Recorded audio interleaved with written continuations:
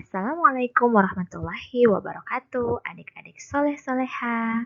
Perkenalkan, saya Ibu Suryanti Wagimin SPDI. Kalau di sekolah, biasa disapa Uyan atau Ustazah Yanti. Apa kabar semua kalian? Semoga walaupun masih dalam pandemi, kabar fisik kita sehat, iman mantap, dan tentunya semangat belajar semakin membara. Dengan mengharapkan ridho ilahi Robbi, mari kita awali pembelajaran kita kali ini dengan bersama melafazkan basmalah. Bismillahirrahmanirrahim. Selanjutnya, mari kita membacakan doa belajar. Kompetensi dasar 1, meraih kedamaian dengan mujahadah an-nafs, husnuzon, dan ukhuwah. Dalil tentang materi kita pada hari ini ada 2 ayat. Yang pertama, Quran Surah Al-Hujurat ayat 12.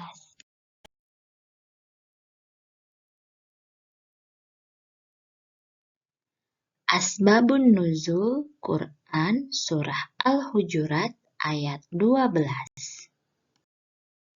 Hawa nafsu memiliki kecenderungan untuk mencari berbagai macam kesenangan dengan tidak mempedulikan aturan agama. Jika kita menuruti hawa nafsu, sesungguhnya hati kita telah tertawan dan diperbudak oleh hawa nafsu itu. Jihad melawan hawa nafsu merupakan jihad yang besar. Mengapa demikian? Hal ini dikarenakan jihad melawan nafsu berarti jihad melawan keinginan terhadap hal-hal yang buruk dan menimbulkan bahaya bagi manusia. Menghindari sesuatu yang kita senangi jauh lebih berat daripada menghindari sesuatu yang kita benci?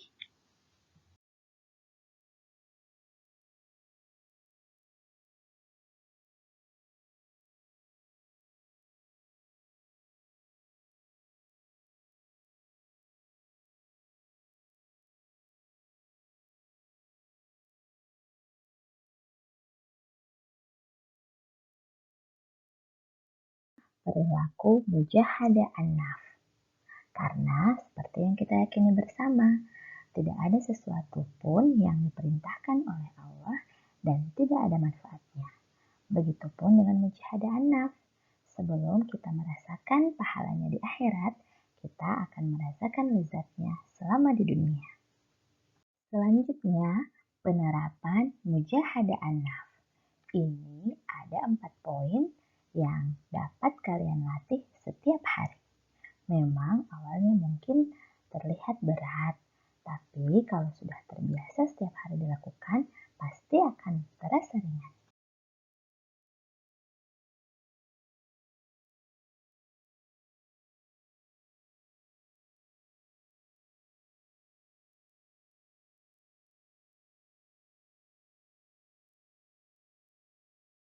Selanjutnya, mari kita perhatikan macam-macam husnuzon. Berprasangka baik atau husnuzon kepada Allah artinya bahwa Allah memiliki sifat maha sempurna, maha kuasa atas segala sesuatu, maha pengasih dan penyayang kepada semua ciptaannya. Rasulullah Shallallahu Alaihi Wasallam bersabda dalam sebuah hadis yang artinya dari Abu Hurairah radhiyallahu anha berkata bahwa Rasulullah Shallallahu Alaihi Wasallam bersabda, Allah Taala berfirman, Aku sesuai prasangkaan hambaku. Aku bersamanya ketika mengingatku. Jika ia mengingatku saat sendirian, aku akan mengingatnya dalam diriku. Jika ia mengingatku di suatu kumpulan, aku akan mengingatnya di kumpulan yang lebih baik daripada itu atau kumpulan malaikat. Nah, berdasarkan hadis tersebut, dapat disimpulkan bahwa jika seseorang berprasangka baik kepada Allah, maka Allah Subhanahu wa Ta'ala juga akan berprasangka baik kepadanya. Mengapa seorang Muslim wajib berprasangka baik kepada Allah? Dikarenakan ada keterbatasan pada manusia. Manusia hanya mengetahui segala sesuatu yang tersurat dari yang nampak secara realita, sementara yang tersirat dari rahasia-rahasia Allah, manusia tidak memiliki pengetahuannya.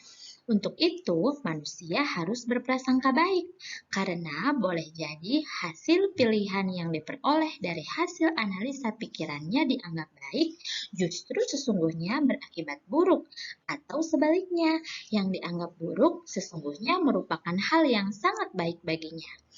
Perwujudan husnuzon kepada Allah ini dibagi atas 3. Pertama, husnuzon dalam bertakwa kepada Allah. Jadi, jangan pernah berprasangka buruk kepada Allah, karena semua perintah Allah itu adalah suatu kebaikan. Yang kedua, husnuzon dalam berdoa. Kalau doa kita belum diijabah sama Allah, tidak boleh kita berprasangka buruk.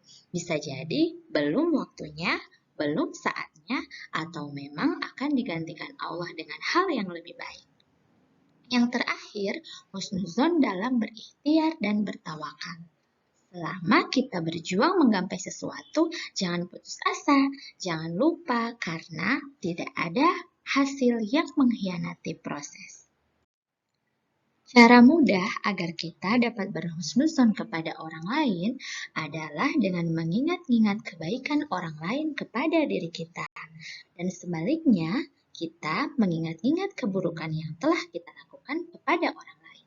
Rasulullah Shallallahu Alaihi Wasallam bersabda yang artinya dari Abu Hurairah radhiyallahu anha, dia berkata, Rasulullah Shallallahu Alaihi Wasallam bersabda, seorang Muslim yang sejati adalah orang yang dengan Muslim lainnya selamat dari bahaya lisan dan tangannya. Hadis tersebut menjelaskan seorang Muslim harus menjaga lisannya. Ucapan kepada orang lain, terutama sesama Muslim, harus lemah lembut dan tidak mengandung kebohongan. Guna menghindari buruk sangka terhadap seseorang, Islam mengajarkan untuk melakukan tabayun bila mendapat informasi negatif tentang seseorang. Islam sangat melarang umatnya untuk secara gegabah mempercayai apalagi merespon negatif sebuah informasi tanpa melakukan pengecekan terlebih dahulu. Dengan menyadari kelebihan yang ada pada diri sendiri, maka timbul sikap yang penuh harapan.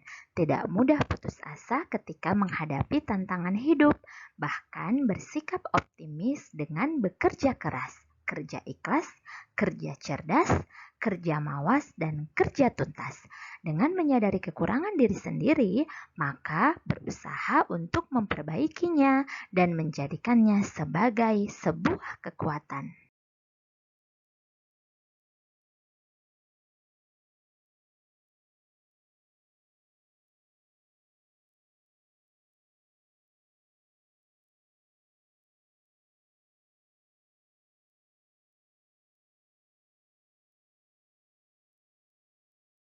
Semua yang diperintahkan oleh Allah pasti ada hikmah yang tersimpan.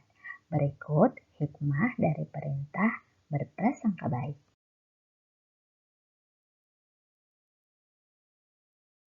Yang terakhir tentang husnuzon adalah penerapannya. Yang pertama, kepada Allah dengan cara hakul yakin, bersyukur, dan tawakal. Yang kedua, kepada orang lain dengan cara positive thinking, memaafkan, hormat, mengingat kebaikan, dan melupakan kesalahan. Terakhir, untuk diri sendiri. Pertama, optimis diri sendiri pasti mampu. Dua, yakin dapat menyelesaikan masalah. Dan ketiga, pantang menyerah karena kita senantiasa kerja cerdas, kerja ikhlas, dan kerja tuntas, penuh dengan inisiatif.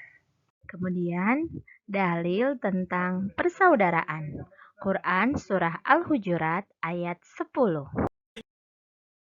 Asbabun Nuzul Quran Surah Al-Hujurat ayat 10. Uhuwah atau persaudaraan dibagi atas 3. Yang pertama, uhuwah Islamiyah. Yang kedua, uhuwah wataniyah. Yang ketiga, uhuwah insaniyah atau basyariyah.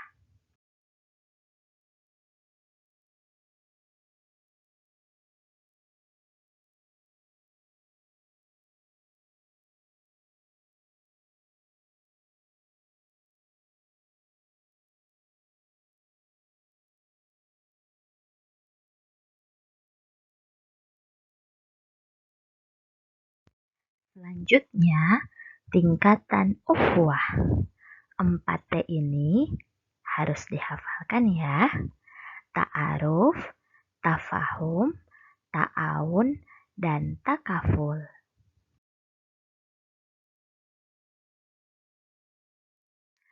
Seperti yang sebelumnya tadi, ukhuwah atau persaudaraan pun ada hikmahnya. Berikut 6 hikmah yang boleh kita hayati.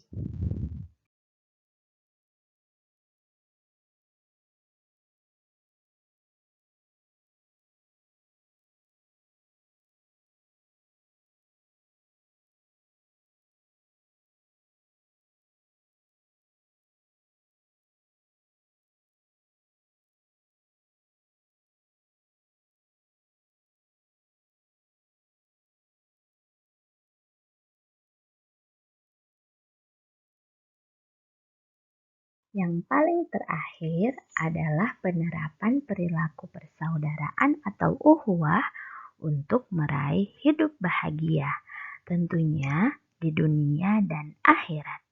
Silahkan dibaca 4 poin ini adik-adik.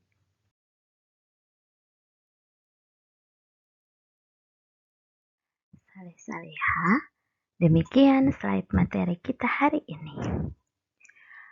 Hidup di bumi ini tidak akan lama, sebentar saja, hanya mampir, hanya singgah, hanya lewat. Maka berusahalah menjadi orang yang baik. Terapkan mujahadah an-nafs atau kontrol diri dalam dirimu agar dirimu selalu selamat. Kemudian husnuzonlah pada situasi apapun kepada Allah, kepada orang lain, dan kepada diri sendiri. Yang terakhir, jalinlah persaudaraan dengan siapa saja. Karena manisnya iman itu akan dirasakan jika kita baik berukhuwah. Sebaik-baik ukhuwah adalah buah dari akhlak yang baik seorang muslim.